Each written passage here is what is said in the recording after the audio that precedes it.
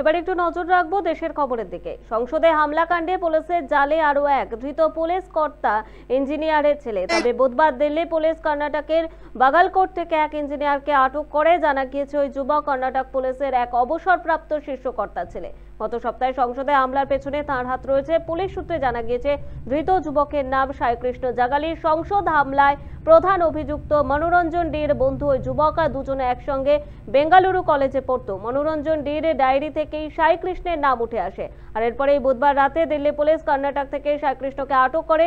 সাইকৃষ্ণের বাবা কর্ণাটক পুলিশের অবসরপ্রাপ্ত ডেপুটি সুপারিনটেন্ডেন্ট। তবে উল্লেখ্য, গত 13 ডিসেম্বর সংসদের ভেতরে স্মোক বম্ব নিয়ে হামলা করে দুই যুবক। দর্শক আসন থেকে ঝাঁপ দেয় মনোরঞ্জন ডি এবং সাগর শর্মা নামে দুই যুবক।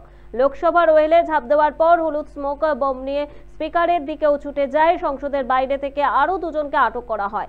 এখনো পর্যন্ত মোট 6 জনকে গ্রেফতার করা হয়েছে। অভিযুক্তদের বিরুদ্ধে দেশ বিরোধী কার্যকলাপ প্রতিরোধ আইনে মামলা দায়ের করা হয়েছে।